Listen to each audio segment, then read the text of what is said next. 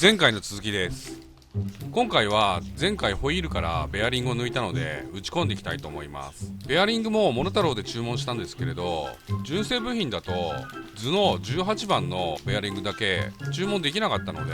どうせ調べるついでなんで全部市販品で注文しました。実際メーカー仕様とかあるかもしれませんけれど、過去につけててそんな不都合は特に発生してないんで特にこだわりはありませんね。実際のところ市販品の方がモノタロウだと安く買えるんですよね。ただベアリングのメーカーによって、例えばフロントホイールであれば6004の後につく記号がそれぞれ違うのでちょっとややこしいですよね。それと隙間に関してはバイクでは C3 が多いっていう風に言われてるみたいなんですけれど、ベアリングを打ち込んだ時に押されて隙間の余裕が少なくなるので、そのため余裕を持って C3 を使うということみたいです。両方取り付けたことありますけれど、私のレベルでは違いが分かりませんでしたね。ベアリングには接触型シールと非接触型シールのものがあるんですが、当然接触型より非接触型の方が抵抗が少ないんですが、耐久性の面では接触型シールの方が勝るので、私はツーリングがメインなので接触型シールを使います。ここら辺は自分の使用目的に合うものを選べばいいと思います。で、動画に戻りまして、今フロントホイールのベアリングの打ち込みをやってるんですが、マニュアルだと最初に右側のベアリングを下に当たるまで打ち込めとなってますんで打ち込みます。その後ディスタンスカラーを入れて左側のベアリングを打ち込んでいきます。左側のベアリングはディスタンスカラーに当たる直前で一回ちょっと止めて、そこから慎重に打ち込んでいきます。ベアリングのインナーレースがディスタンスカラーに当たってカタカタ言わないぐらいまで打ち込みます。打ち込んでもカタカタいってる状態ではまだ打ち込みが足りない状態です。それと打ち込む時にソケットを代用して使うことがあると思うんですけれど、ソケットだとアウターだけぶったたくんで、左側をソケットで圧入するとインナーレースとアウターレースを平行に叩けないので、ベアリングのインナーレースがディスタンスカラーに当たった時にセンターがずれるので良くないらしいですね。この後ダストシールを叩き入れて完成なんですが、この時間違ってマグネシウムホイール用のオイルシールを購入してしまって再度買い直す羽目になりました。あとはフロントホイールにブレーキディスクをつけて完成です。ネジロック剤は中強度を使います。以前によく調べもせずに強硬度のやつを購入して使ったら完全固着してしまってえらい目に遭いましたね。このブレーキディスクは 3.7mm で使用限度の 3.5mm まであと 0.2mm あるので、なんとか使用できたんですけれど、フロントのブレーキディスクを新品で購入しようとすると、以前に購入したサンスターのもので確か5万円近くしたんで、NSR に限らず中古の車両を買うときは残りがどれぐらいあるか見ておかないと後で痛い出費になりますね。続いてリアホイールのベアリングの打ち込みを行うんですが、マニュアルだとベアリングに先にカラーを打ち込めてあるので打ち込みました。その後同様にハブにもベアリングを打ち込みます。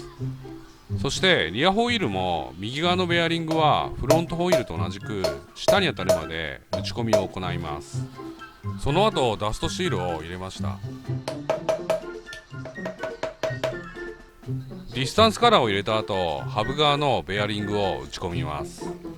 ハブ側のベアリングは先にカラーを取り付けてあるので、カラーとベアリングのインナーが直結しているので、あんまりぶったたくとひょっとしたらセンターずれるかもしれないんで、ここは別の方法で圧入してみました。結果はあんまり変わんないかもしれませんけれどね。このハブについていたオーリングはモノタロウでは純正部品で注文できなかったんですけれど、外してみたらもうゴムじゃなくなってましたね。このオーリングは純正品で注文できなかったので社外品で注文したんですけれど、モノタロウで純正部品を注文して便利なところは、こういったオーリングのようなもので廃盤になっているものでもそれに近い代替品を表示してくれるので、そこから選べるってことですね。リアのディスタンスカラーもカタカタ言わない程度に調整したらリアのスプロケットを取り付けます。新品に交換したいんですけれど、とりあえず使用限度が来てないものがあるんでそれをつけときます。よくチェーンとスプロケはセットで交換した方が良いと言われてますけれど、それは一つの部品だけを交換すると全体の寿命が短くなってしまうからなんで、交換する余裕ができれば後でまとめて全部交換したいと思います。MC21 の前後スプロケとチェーンを交換すると安いやつ買っても2万ぐらいしてしまうんで結構痛いですよね。スプロケをつけた後リアハブをボルトオンしてダストシールとカラーを取り付けて終了です。最後に右側のブレーキディスクを取り付けます。ディスクのボルトにまたネジロック剤をつけておきます。あとは規定トルクでディスクのボルトを締めて終了です。これでやっとリアホイールの取り付けができるんですけれど、フロントのホイールはまだフロントフォークのオーバーホールが終わってないんで、その後になっちゃいますね。やっとタイヤをスイングアームにつけて動かすことができるようになったので、多少作業スペースに余裕ができました。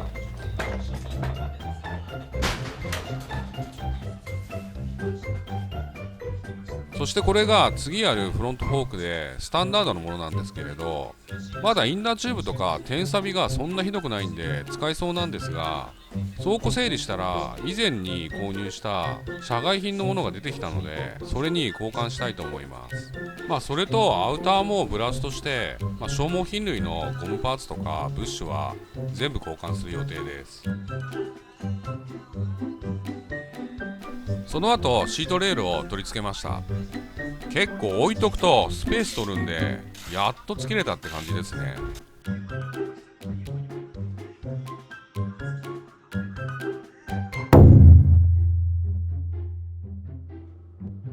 そしてこれ上が MC18 用のメーターで下が MC21 用のメーターなんですが、これもそのまま使えなくて、裏を見ると取り付けステーの部分が全部割れてんですよね。部品自体は結構持ってんですけど、こんなのが結構多いんで割と手がかかっちゃいます。ヤフオクで落札するとやっぱり1万5000円から2万円ぐらいかかりそうなんで、ここはリペアパーツが出てるんでそれを購入してみました。ヤフオクで確か4000ちょっとぐらいで出てたんで、失敗してもいいかなと思って購入してみたんですが、多分中華製なんですかね。よくわかんないです。まだ実際にバラして取り付けてないんで何とも言えないんですけれど、箱開けて見てみたんですけれど、見た目ではそんなに純正のものと違いはないような気がします。でも実際に取り付けて走行してみないと何とも言えないので、よくあるステーの部分が割れてしまうとかそういったこともあるかもしれないんで、まずはちゃんと純正のメーターとかはまるかやってみたいと思います。やったらちょっと動画で報告します。でも普通に考えて純正からそのまま型を取ってそうなんで、ズレはそんなないと思うんですけれどね。